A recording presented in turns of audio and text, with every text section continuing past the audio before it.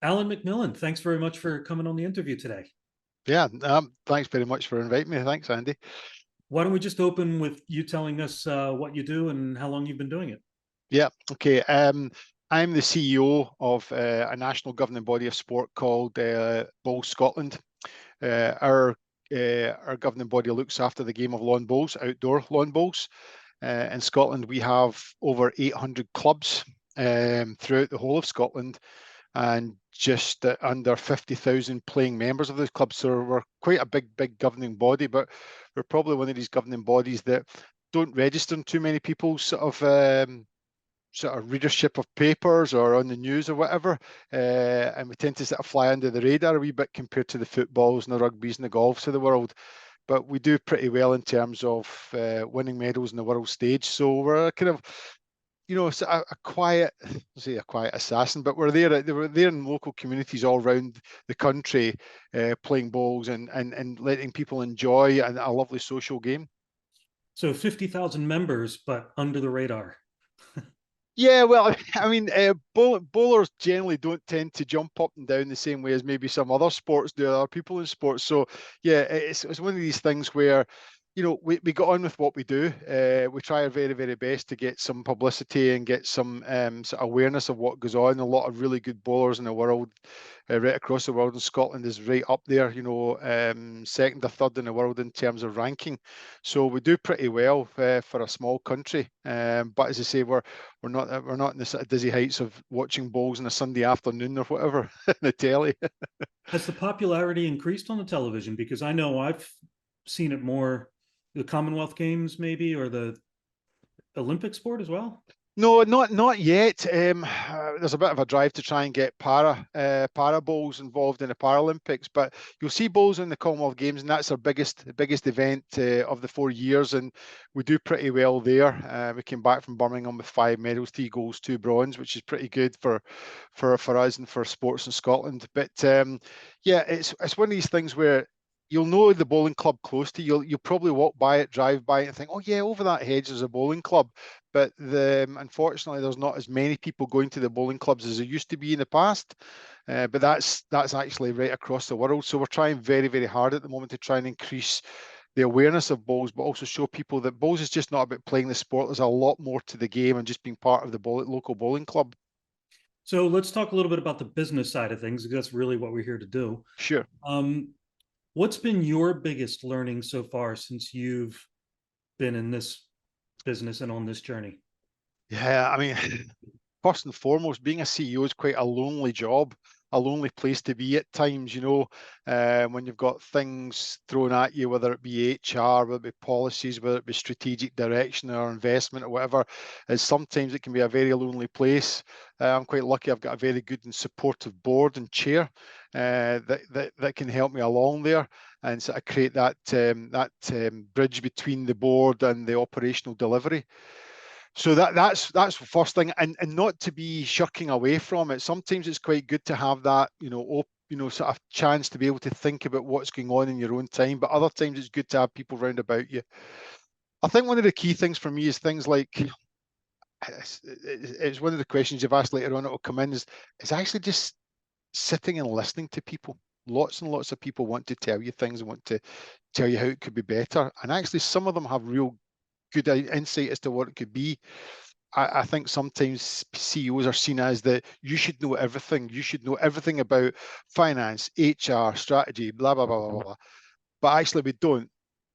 And it's also it's good to be able to sit and listen to people who can give you these things that we can then start to put in place, whether it be staff, whether it be volunteers, whether it be players, whatever. And that's the thing, and even commercial partners, just saying, what about this? If you thought about this, you thought about that, which has been really useful. So for me, is it's all about listening and trying to sort of look at what we can do and basically steal other people's ideas. I guess the challenge though is you've got to sift through the advice that you think is going to be good advice and take it on from the stuff that's not going to be so useful. And you still must be making loads of decisions every hour, every day. Yeah, I'm probably making less decisions now, Andy, in the sense that I really rely on my staff. I put a lot of effort into getting staff good people into the jobs that we've got. We're not a big organization. We've got 14 members of staff, so it's not huge, but they're very passionate about working for a sport and working for bowls in Scotland. And the key thing for me is that they can come up with a lot of decisions themselves. It's actually about helping them, assisting them, being able to feel confident about being able to give that piece of information across and be confident to take that decision and then implement it. Sometimes I find a lot of people come in and say, I don't want to take the risk. It's your call. And if it goes wrong, it's your fault. Mm. I hopefully I've got my staff to a stage where they're confident to be able to make mistakes. I mean, I always love to go back to that. Was it the chairman of IBM to the young apprentice? What should I do more of? Double the amount of mistakes you make. It's okay to make mistakes, but learn from them. And that's the kind of key thing that I think I've learned, is to not be so much about it's all my decisions, but tell me what it's going to be and let's help you and assist you in being able to implement these things. I guess if nobody's making mistakes, then you're not trying anything new. So you Absolutely. won't get any, you won't go anywhere. Yeah, and I think the thing for me within in the sport that we work in is that change is a really, really challenging subject, and probably more so within the game of bowls. We have a lot of older people that play the game, so therefore change can sometimes be a real challenge for them. And I think one of the things we've got to do is to actually test the amount of change that you can make that then brings people along with you, whether it be staff or players or members. And so that's been another big thing, because we constantly have to adapt and change, just like any business. But if the sport doesn't do that, the sport loses people and then becomes irrelevant.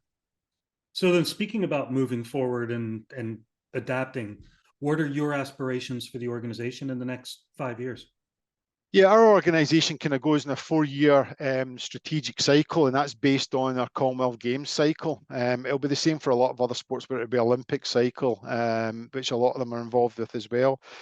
So for me, it's about, we've looked at, and I suppose the challenges coming out of COVID is that COVID hit and then everybody kind of ripped up their strategies and plans and tried to adapt and pivot and so on.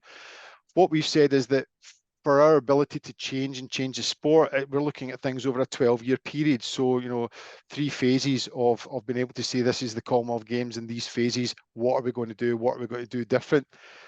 The difference about this is that it's very flexible. So we say we want to get to here in 12 years' time. How do we do it?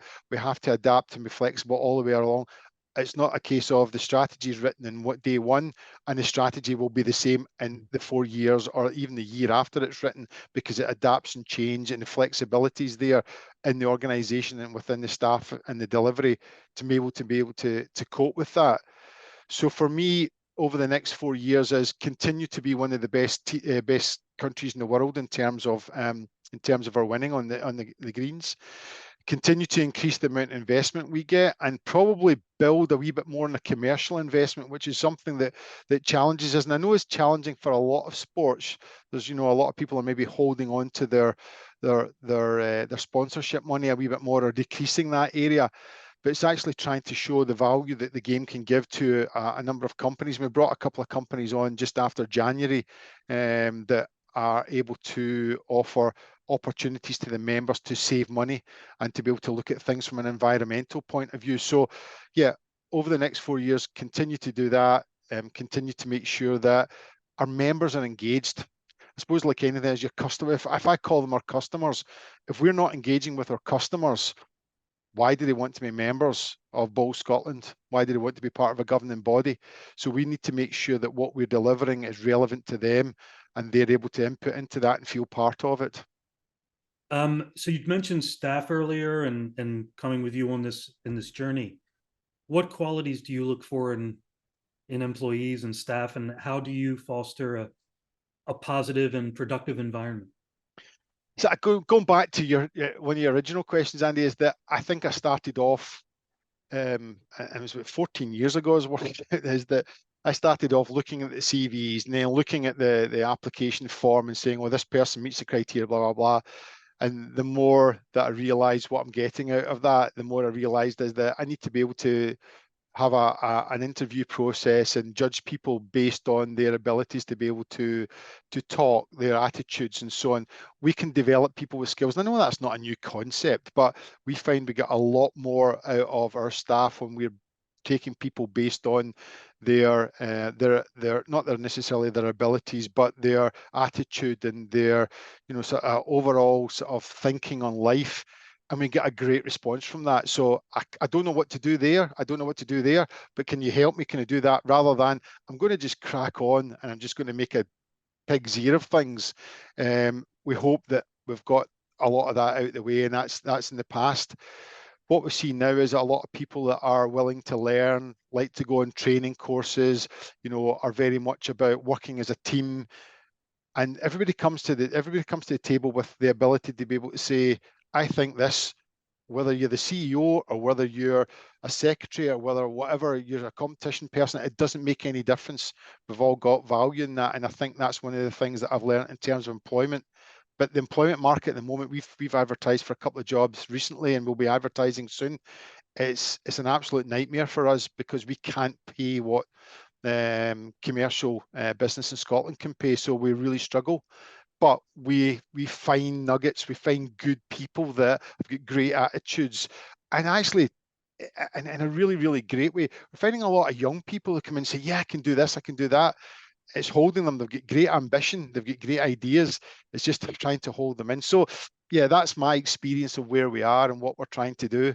I know everybody says create a team, and what does that mean? There's no iron team and all the rest of it. But see, if you're just nice to people, and that's, I know it's a nondescript word, nice, you care and you listen, actually get a lot out of it, and people feel valued from what they're doing. I guess it's like what you were saying about your customers. They have to feel like they're members. They have to feel like they belong and are engaged. And so it's the same with your team. They need Yeah, to yeah. feel they're part of something that they're passionate about. Yeah, absolutely. Yeah, their buy-in to it is the fact that they're seeing some of the ideas they're putting forward are coming into fruition as well, and there's a bit of kind of buy-in from that. But at the same time, they're also seeing that they can make suggestions and make statements and be part of the whole process of how we get to winning in 4 years' time at Commonwealth Games.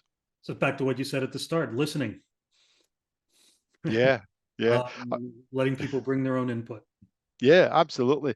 I mean, and my staff will tell you, I do have real periods of talking a lot, as you could probably hear, Andy.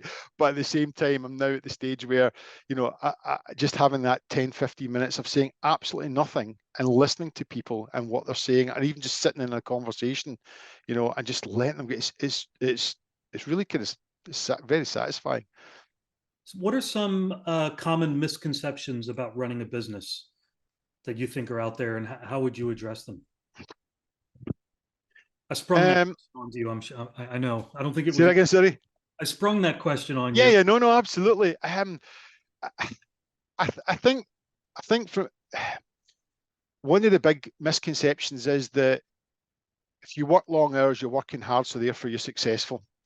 I think it's about working smarter. I think what COVID has shown us is that, you know, the value of, you know, everything in your life outside of work is just as important, if not more important. If you get that right and you enjoy that, you can actually come to work with a really positive attitude. And I think the thing is that, and I hope, you know, I can see it in my staff, is that, you know, you can tell me you're working 45, 50, 60 hours a week. What are you achieving by that? What are you doing? What is it? Are you making yourself ill? Are you putting yourself under tremendous stress and pressure where you're just going to end up becoming, you know, not coming to work or whatever? And I Mm. think what we've tried to do is we've tried to make sure that people work in a way that's easy because they're at home or whatever, the remote working, but at the same time is that they're not going to be working all the time. And I really encourage that. And I think the misconception is that somebody who is, oh, they're really, you can hear people saying, oh, they work all the hours under the sun and stuff. How effective are they? Yeah. Are they well? How's their mental well-being and so on? I think that's coming to the fore now. So I think we can work smarter, and I think we can do things just as well. And taking that time just to be calm, to listen, 40, 50 hours a week, what are you achieving? Are you really, really achieving it? Ask yourself that question is probably what I would say to that question. Focusing more on the outcomes rather than the effort and activity. Yeah, I think so. I think, you know, it's that phrase was, you know, about being a busy fool and stuff like that. I think there's an aspect that I think we've probably, a lot of people have learned that you don't need to be, you know, running around daft to make sure things come and get your outcomes. But at the same time, think about what it is you're trying to achieve. you know, and think the different ways of doing it. Well, I mean, you know, it's if you look at history, all the inventions that come, it's not because you've said we need this. It's because somebody's come up, well, why don't we do it this way? You know, so think 100%. smart. If you had to start from square one in business, what would you do different? If I had to start square one, yeah. Well, I think I've already tried to do that through listening. I think that's the kind of thing. I think one of the things that I would say in at the beginning would be stop worrying about process and procedure. Look at the people and look at what they can deliver for you. Okay. And that's what I would do at the very beginning. I would turn it, and I'm not trying to make it like Silicon Valley where we all sit round and have a sandwich and come up with a brand new computer or something like that. What I'm saying is that I think sometimes we get too hung up on processes and procedures and following things and being in the rules and so on. Rules are there to be broken, and obviously I'm not saying to people be illegal. What I'm saying is that you can do things in a different way. And for me, I would certainly go back and try and do things in a different way, listen more at the very beginning, and I say just push aside that whole let's stay within process and procedure. Yeah, absolutely, Alan. You know, one of the things I help businesses become scalable by implementing procedures and systems and getting their team to follow them, and then making sure that they're encouraging their team to break away from them as well. Yeah, We absolutely. don't want, you know, we want to be systematic, but we don't want to stifle creativity. Yeah, absolutely. Yeah. It's another decision that is you as the CEO need to be making constantly. Is like, when do we just follow procedure, and when do we think outside the box? Yeah, absolutely. Yeah. That's brilliant. Look, this concludes the interview. Thank you very Great. much, Alan. Really appreciate your time and hearing more about Bowl Scotland and your journey as a CEO. Yeah, thanks, Andy. I really appreciate it and I really enjoyed it. Thank you.